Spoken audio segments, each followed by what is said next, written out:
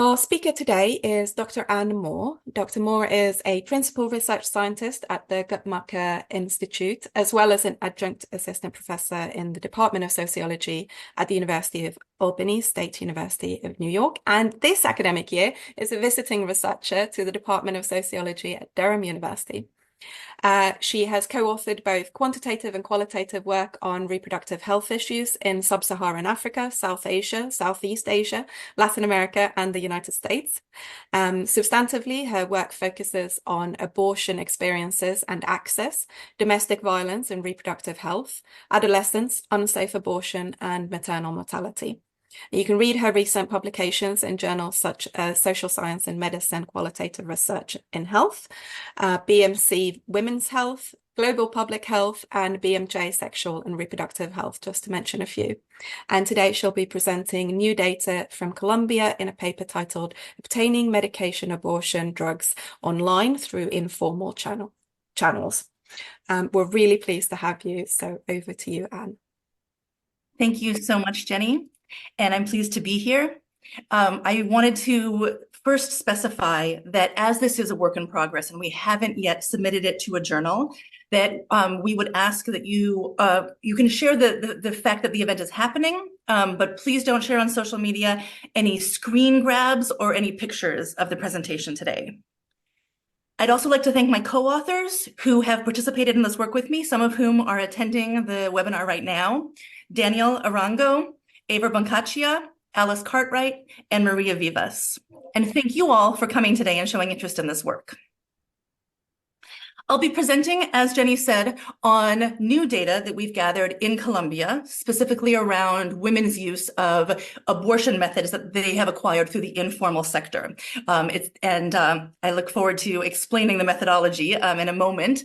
But first, let me set the scene here, which is to let you know about the legal condition of abortion in Colombia, which is that since early 2022, abortion has become decriminalized up to 24 weeks and is even available later when the pregnancy threatens the life or health of the woman, as certified by a doctor, when the fetus has an abnormality incompatible with life, and when a pregnancy results from rape, incest, or non-consensual insemination.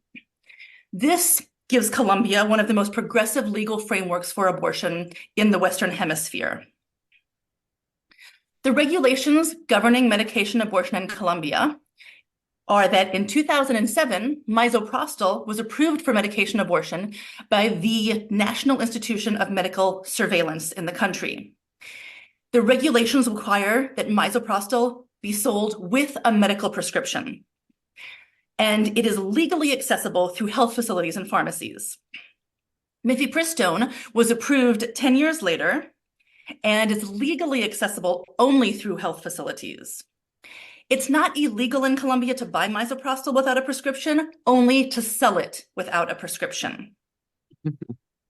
The Colombia clinical guidelines for the use of medication abortion are that the guidelines recommend the use of both mifepristone and misoprostol up to 20 weeks, and misoprostol alone thereafter.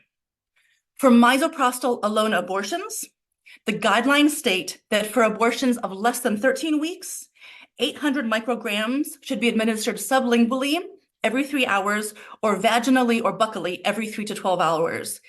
2 to 3 doses are recommended if needed.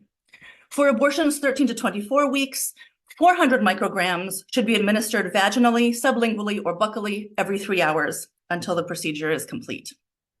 Regarding later terminations, the guidelines state that the use of medication abortion methods above 10 weeks of gestation always require direct supervision during the procedure and the possibility of offering vacuum aspiration on site or at a referral site if necessary.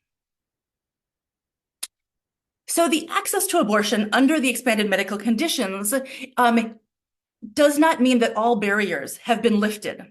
And in fact, barriers continue to persist for some women in their access to safe abortion. Some of these barriers include lack of awareness of the new ruling, a restrictive interpretation of the legal framework by healthcare providers, failures to provide due to inadequate staffing or access to medications, and fears of social stigma from medical providers as well as family and community. Informal access through pharmacies, street vendors, and online sales therefore remains a preferred option for some women. So why focus on online sellers in 2022, knowing that the abortion law has been legalized? Well, in 2018, we, and when I say we, I mean members of this research team, conducted qualitative in-depth interviews with women who were seeking post-abortion care for terminations done outside of health facilities. And in that research, we learned that 1/3 of our sample reported that they had purchased medication abortion pills online. These data suggest that even when abortion is allowed under a variety of conditions, such as was the case back in 2018 even, online vendors are an important source of medication abortion in Colombia. We hypothesized that even under the new 2022 law, there may still be a demand for online sellers. The importance of making the invisible visible in women's sexual and reproductive health experiences is something that consistently motivates me in my work, and in particular, making visible the burden of preventing pregnancy and managing unintended pregnancy. This methodology is an attempt to uncover what women experience who are not engaging in the formal health system in their efforts to terminate unwanted pregnancies. And that includes confusing information, conflicting information, being scammed, etc. And that's what I'll be presenting here momentarily.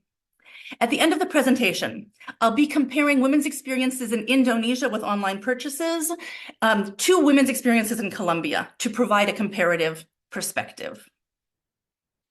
The project structure that we used for this study is that it was a collaboration between Orientame, which is based in Bogota.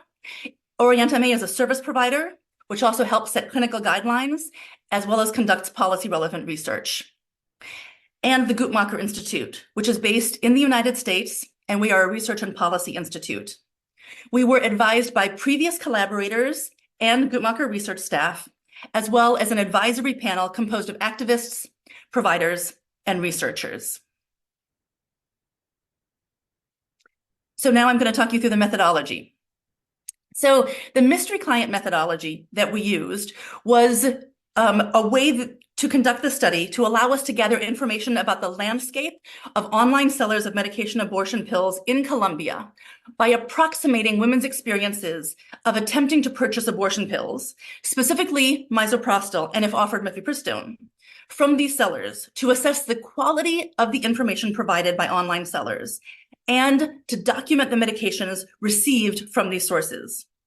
We adapted a methodology that we had developed for understanding the online universe of medication abortion in Indonesia in 2019. The ACQ tool, which is the abortion care quality tool, which was developed by Metrics for Management, includes a quality of care tool for pharmacies and also a tool for hotlines. And our exercise falls somewhere in between these two, and we drew on both of those to inform our work. This methodology includes 4 steps. The first step is determining the keywords related to purchasing abortion medications in Colombia using Google Trends. Then we identified the universe of sellers from multiple online platforms, specifically websites, Facebook, Instagram, and TikTok, using the keyword searches and the documentation of website and profile content. After we had documented the universe, we then had to go about deduplicating the universe of sellers who had more than one website or profile. And once we had done that exercise to the best of our ability, we contacted each seller twice using 2 different gestational ages, recording the details of each interaction, purchasing the medications offered, and documenting medications and instructions received by mail. And now I'll walk you through each of these 4 steps in a little bit more detail.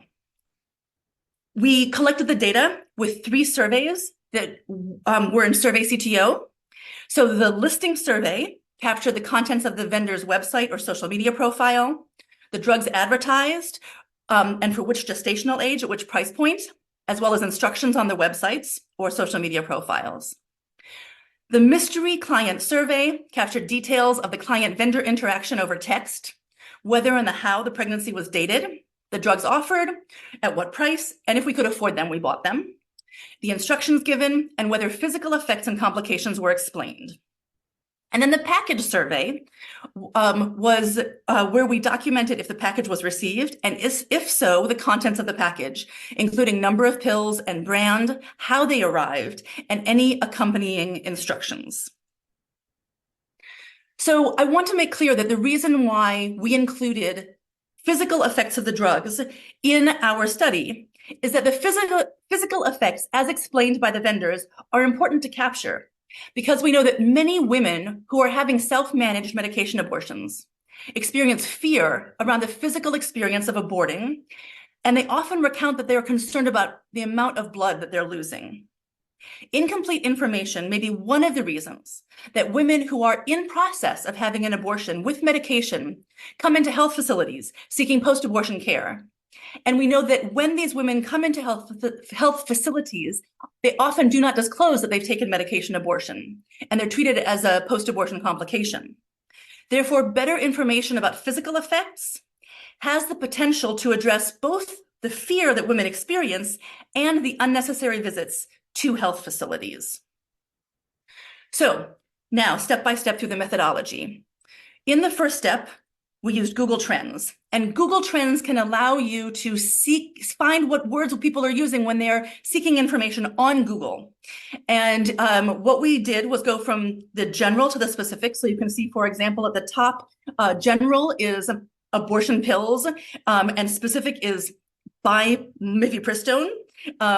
We've used complementary words to try to narrow what we thought women would be using to try to find the pills that they wanted. So, for example, we used words like buy, price, cities. We used filters, which Google Trends also allows you to do, to say what did women search for in Colombia and in what time frame. So we used the last year. And we also were able to identify what women use as web searches. We also included misspellings. And these are misspellings that vendors use to evade the algorithms that might kick them off of platforms if they were to be discovered. And so we used a set of misspellings. There could be others that we didn't capture, but we tried to use the most common misspellings according to Google Trends. Step 2 was using all of these terms then to identify the universe of sellers. And we had to do that separately for websites versus for social media searches. So for websites, we searched with the identified keywords in Google Chrome Incognito. And that's very important because Google Chrome Incognito mode allows you to search without having your algorithm retained by Google. And that would affect future searches if you weren't using Incognito mode. So doing this all in incognito mode allows each search to be run as a unique search without having it be predetermined effects from previous searches. And we used the results on the first 10 pages that came up. Our logic being that those are the ones that have the highest likelihood of including the search terms that we're looking for. In those 10 pages, we excluded international vendors not selling in Colombia, sites selling only with a prescription, news articles, academic articles, and other ancillary non-vendor information. For the social media searches on Facebook, Instagram, and TikTok, we searched on Facebook Marketplace and on the search tab for Instagram and TikTok. And when we had identified that universe, which was 161 sellers, as you can see in the table at the bottom of the slide, we knew that we had to go through the exercise of deduplication because we couldn't assume that every vendor was unique. The way we assumed that we might identify duplicates is via their WhatsApp numbers. And so by identifying duplicative WhatsApp numbers, we eliminated certain sites from our sample in the hopes that we were capturing all of the duplicates. It's not a foolproof way. There is no foolproof way, but that was the way that we've found most accessible to reduce the number of duplicates in our sample. The reason you don't want duplicates in your sample for such a methodology is that we didn't want anyone to catch on to the fact we were doing a mystery client study and potentially alert other vendors, because we don't know how these vendors are networked to one another. And we also didn't want to have an overrepresentation of one vendor, because the back end of this whole marketplace is opaque to us. We don't know how much medication abortion any one of these vendors is selling. And we randomly selected, we used a random reason, I should say, to select a single profile to contact. So our random reason was whichever site identified the vendor first is the site that we used to contact the seller. Some sellers had multiple profiles on the same platform, and some sellers had multiple profiles across various platforms. So from our original identified universe of 161 vendors, after deduplication, we landed at what we believed to be, at the beginning of our exercise, 65 unique vendors. And the fourth step of this methodology was then to contact the sellers and attempt to purchase the pills. MC means mystery client.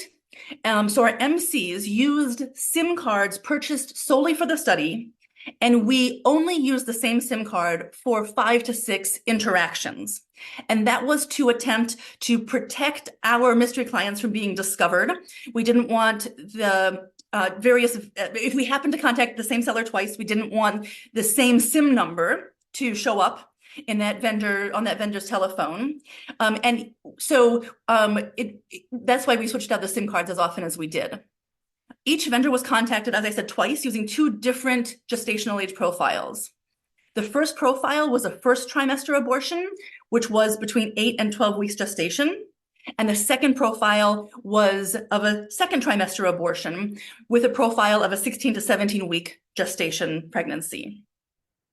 The vendor was deemed unresponsive if the vendor did not reply within 48 hours. And we chose that cutoff to mimic what we thought a woman seeking medication abortion would likely do. If she is desperate to buy these pills and this vendor doesn't respond within 48 hours, she'd likely look elsewhere. So that's how we came to that decision. And because we had to pay for the pills and the vendor could see where the money was coming from, we used 5 different bank accounts. Again, this is to try to evade any detection of the existence of our study taking place. When purchases were made and were sent from another city, we were able to track the package. When they were sent from the same city, we weren't able to get tracking information. And we had the packages delivered to 10 different addresses in 2 cities, again, to attempt to evade detection in case there were, in fact, connections between these vendors that we weren't able to detect. So let me move now to the results of our study.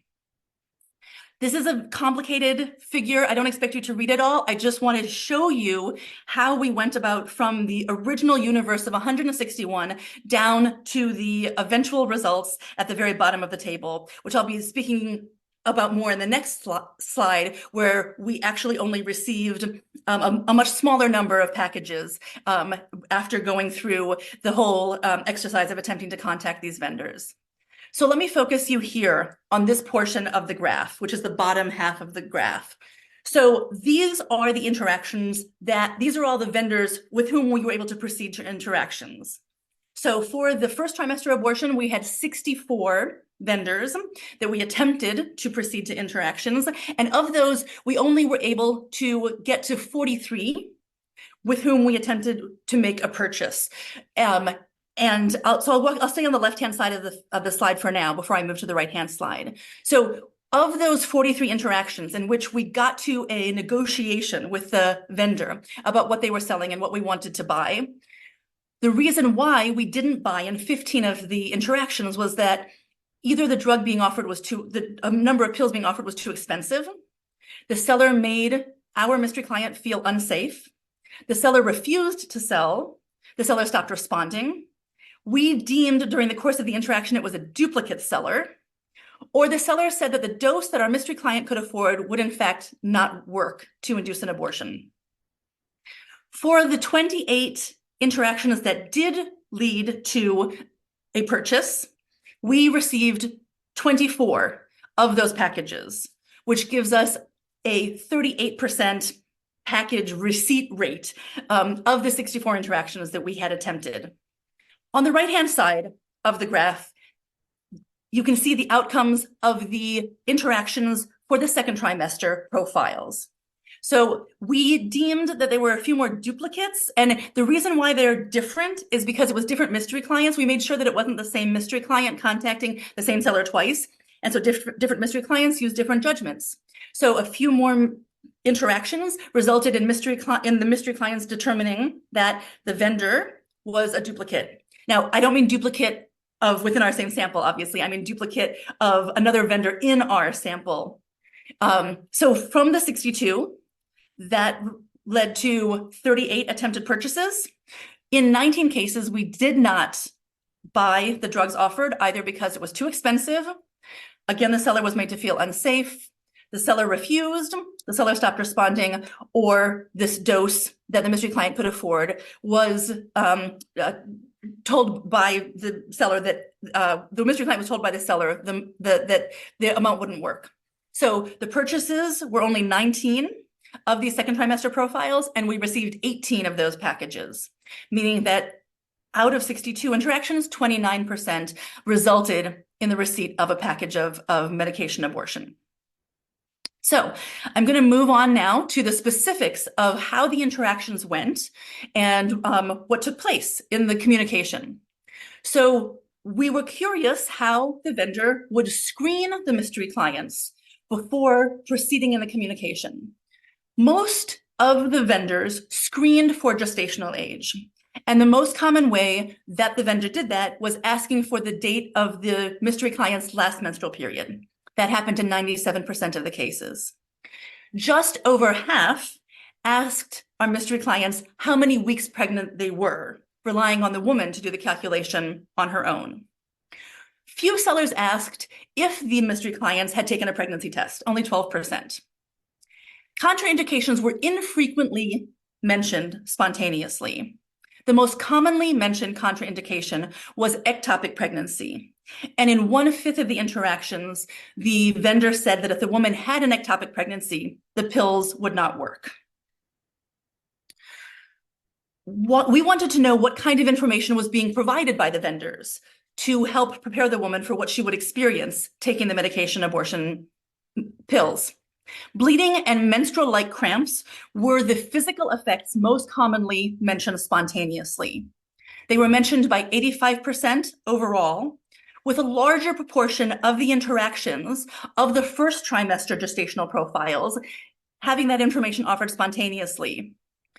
68% of the interactions mentioned menstrual-like cramps. Again, a larger proportion of the first trimester gestational profiles included that piece of information. In general, the 8 to 12-week gestational profiles were told about more physical effects, with the exceptions being pain, mild fever, nausea, and passing of products of conception being mentioned a little bit more frequently among the women who were using the second trimester gestational age profile. The complications that were mentioned by the vendors were not very many. As you can see here, very low proportions of vendors mentioned any kind of complications. Only 17% of the interactions overall included a mention of a complication at all. The most commonly mentioned was heavy or prolonged bleeding, but without a lot of specificity. So it's very subjective what an individual might consider heavy or prolonged. Only 10% of the interactions even mentioned that at all. And there wasn't much difference in complications that require medical attention between the two gestational age profiles, leaving women underprepared for what might qualify as the complication that would require additional medical attention should they experience it. So what we received in the 42 packages were as follows. About 5% of the packages contained 6 pills, almost half contained 8 pills. Another large proportion contained 12 pills. Again, almost half contained 12 pills, and we only had one vendor who sold us 14 pills. All the pills were Cytotec. The administration routes that are recommended by the WHO and by the Ministry of Health in Colombia are vaginal, sublingual, and buccal. And of the 42 packages that we received, 79% included information that only used recommended administration routes, leaving the remaining 21% to include a non-recommended administration route, which is oral use, swallowing the pills. Because the guidance says that if you swallow the pills, the pain can be more intense, it can take longer, and it's not recommended to swallow the pills. The sellers provided a lot of contradictory information. 1/3 of the sample provided information that was internally inconsistent in the information that was provided to the mystery client. And we also examined the packaging to see what the quality of the packaging was like. So misoprostol is sold in blister packs, and 79% of the women or the packages contained misoprostol in an aluminum blister pack with no signs of tampering or damage. The remaining 21% received the pills in some way damaged. The blister pack was somehow crushed or punctured, potentially compromising the quality of the misoprostol in the blister pack. So if we look at all of the information combined, of the 42 packages we received, only 55% contained the minimum dosage of misoprostol in recommended packaging with directions that only included the recommended administration routes. So now I'm going to give you some data from our Indonesia online medication abortion study that we did, so you can see a comparison between these two countries. They're two very different landscapes, and that's important to keep in mind. So as I've mentioned already, Colombia allows abortion under a very liberal set of conditions at this point. In Indonesia, abortion is almost entirely prohibited, and that can be influencing potentially the medication abortion online landscape. So keep that in mind as I share the following information with you. What was sold in Colombia was almost exclusively misoprostol. There were 2 cases that we had where the vendors also tried to sell some combination of mifepristone, painkillers, and antibiotics in addition to the misoprostol. In Indonesia, we had a very different experience. Misoprostol was never sold alone. It was sold in packets, along with gastrointestinal medication, herbal menstrual regulators, pain medication, antibiotics, steroid hormones, vitamins, antihistamines. The vendors called it things like fetal booster or fetal strengthening pills. And I surmise from this that these different ways of selling the medication are very culturally informed and are drawing on culturally specific understandings of pregnancy and pregnancy loss. In Colombia, 79% of the pills arrived in a blister pack, sorry for that typo, with no sign of damage. In Indonesia, we had a higher proportion of pills arriving in the blister pack with no sign of damage. In Colombia, we had 47 packets, not percent, 47 packets that we attempted to purchase, that we did purchase. 42 of those were received. 24 out of 28 for first trimester profile, and 18 out of 19 for the second trimester profile.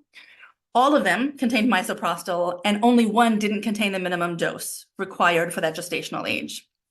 In Indonesia, what we got was much more of a mixed bag. We did purchase 76 packages. Of those, only 64 arrived.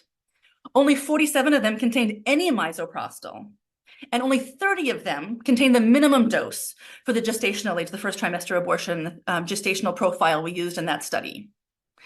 And in terms of communication about physical effects, the communication in Colombia was much better than in Indonesia. In Colombia, 43% of the vendors mentioned all 4 of the following: bleeding, cramps, diarrhea, and nausea or vomiting, which are the 4 most common effects of taking medication abortion. In Indonesia, only 13% mentioned all 4. And in this graph here, you can see a visual between the 2 countries to see how the proportion in Colombia who provided better information is much larger than the proportion in Indonesia who provided adequate information about physical effects. In terms of additional instructions, again, I would say this really draws on, as I perceive it, culturally informed understandings of how medication abortion might be working. And the unfortunate effect of these additional instructions that women were given, which are not supported by the biomedical literature, can mean that the abortion is much more difficult for women than it needs to be. So in Colombia, over half the sellers also gave instructions for the clients, in addition to the physical effects.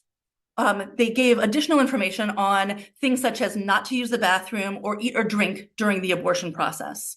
And they gave different instructions on how long a woman should not use the bathroom during the course of the abortion after having inserted the pills or used them in her mouth. And as you can imagine, since one of the side effects of taking medication abortion is diarrhea, this could be extremely physically uncomfortable if a woman's trying to adhere to this. Over half the sellers told mystery clients to take pain medication during the abortion, while 12% explicitly told them not to take pain medication, stating that taking pain medication could impact the efficacy of the abortion pills. Other physical instructions included eating very light foods such as soup and not consuming any alcohol, hallucinogens, dairy, or citrus. And for the woman to lay down with her legs up for 3 hours after taking the pills. And then after that, to get up and do squats or other exercises to make the fetus expel itself faster. In Indonesia, common instructions included advising women to take the pills at a specific time of day, either at night or first thing in the morning, depending on the vendor. To fast, to not drink, to not eat certain items, or to eat certain items. Women were encouraged to eat pineapples and drink Sprite. To avoid certain foods, one seller explained that cold beverages could strengthen the womb, and so to avoid cold beverages during the course of having the abortion. Other instructions that were also included in Indonesia included to not urinate or defecate before the fetus is expelled, to not vomit, which would again be hard if you're experiencing that as a consequence of taking the pills, to exercise, including doing jump squats or running in place, or to rest when using the drug. That was another instruction given to a different woman. One woman was encouraged to squat for an hour, which would be very difficult under any circumstances, much less when you're having an abortion. Not to sleep on one's stomach, because that was seen as strengthening the uterus, or not to sit down, and also to put her legs up for an hour. One woman was also told to have sex after using the pills, as the sperm would act as a lubricator in expelling the fetus.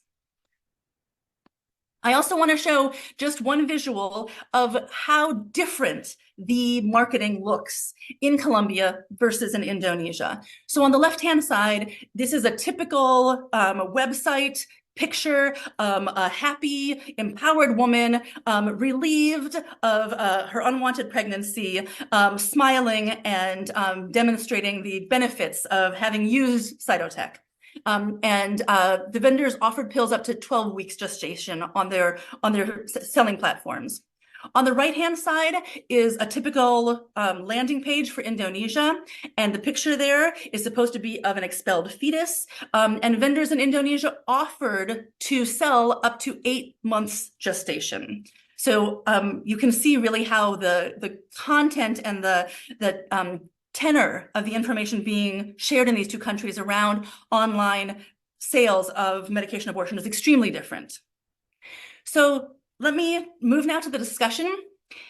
What is a typical experience like buying medication abortion online in Colombia? Well, there are many reasons why making a purchase doesn't work out. Vendors don't respond. They offer a price that's too expensive. They might make the mystery client feel unsafe. Some vendors refuse to sell, and vendors stopped responding during the course of the interaction.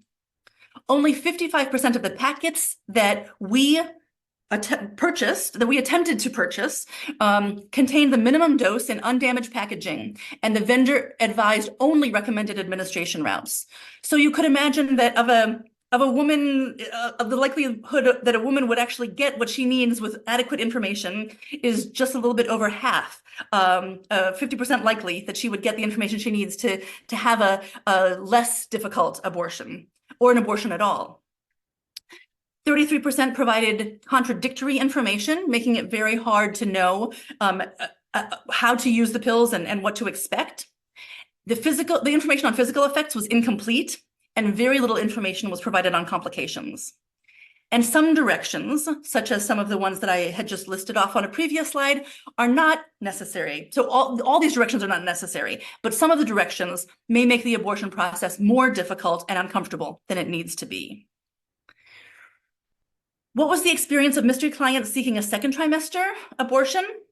Well, the guidelines from the Ministry of Health in Colombia for medication abortion in the second trimester recommend the use of mifepristone and misoprostol up to 20 weeks. The sellers were only selling misoprostol, aside from one case where somebody did offer mifepristone. Some sellers refused to assist any mystery clients when they said they were 16 to 17 weeks. Some stopped responding during the initial exchange, and we don't know what the reason was, if it was because we were trying to get drugs for a second trimester gestational age, but we don't know. More interactions left the mystery clients feeling that they weren't given enough information about the abortion process. Some mystery clients felt judged when they were questioned by the vendor about why they had waited so long to buy the drugs. And not surprisingly, the price that mystery clients were charged was higher for the second trimester abortions.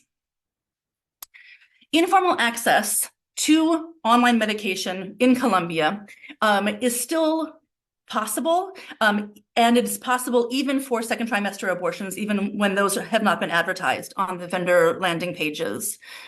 The overselling of pills is potentially problematic because taking more pills than needed for a second trimester abortion can increase uterine contractions, making it more physically unpleasant and possibly dangerous if the woman has had a previous cesarean section. And the World Health Organization says that health workers should use caution and clinical judgment to decide the maximum number of doses of misoprostol in pregnant individuals with prior uterine incision. And of course, if a woman is self-administering this, it's going to be very hard for her to know whether she should continue to take more doses or if she potentially should stop. Being advised to buy more pills may prevent some women from being able to access the pills at all, because as you might remember from the graph that I showed, a large proportion of our purchases didn't happen because or I should say not a large proportion, a proportion of our sales, of our purchases didn't happen because the vendor said the number of pills the woman could buy wasn't enough to do the abortion. But if the woman is being told she needs more pills than she actually does to have the abortion, being closed out of the interaction may prohibit her from accessing medication abortion online at all.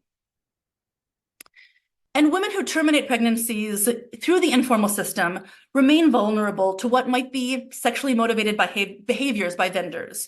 So in the previous iteration of the study, when we sent mystery clients into brick and mortar pharmacies to buy medication abortion, we had some respondents, some mystery clients in Colombia asked to subject themselves to sexual and physical assault by the vendor and the brick and mortar pharmacy. And in our qualitative data, with women who'd purchased medication abortion drugs informally, one recounted being sexually assaulted when she sought assistance from a recommended provider. She had gone back to the pharmacy where she bought the pills and had been sent to this provider who then sexually assaulted her.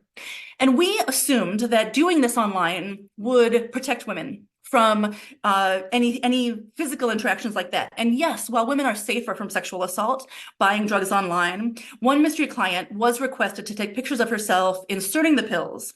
And when she objected, she was sent pictures of other women other women's vaginas to share that this is normal, that other women do it by this vendor. So some limitations of this study are that we know very little about the vendors themselves. What does it mean when the vendor stops responding or doesn't respond? Why don't they respond? Are vendors unaware of contraindications or complications, or simply undersharing them with women, maybe because they're more invested in making a sale and they think if they tell the woman more information, she might get scared and not buy the pills? In addition, our sample may have missed some vendors. If they didn't appear through the search terms that we used and on the platforms that we selected, we may have failed to include them in our study. And we have no experience about women, we have no information about women's experiences of self-management because our mystery clients obviously were not using the pills. So to conclude, the social contract, I would say, has failed women seeking abortion pills online or the vendors rising to meet that need. both sets of actors are functioning outside of socially legitimized spheres of action. And the implications could include feelings of social abandonment and a great deal of uncertainty around what is happening and how the interaction is supposed to take place.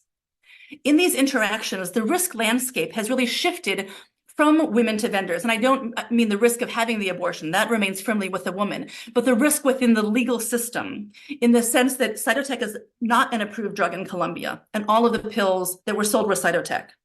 And it's not illegal for the woman to acquire the misoprostol without a prescription, but as I mentioned at the beginning of the presentation, it's only illegal to sell if the woman doesn't have a prescription.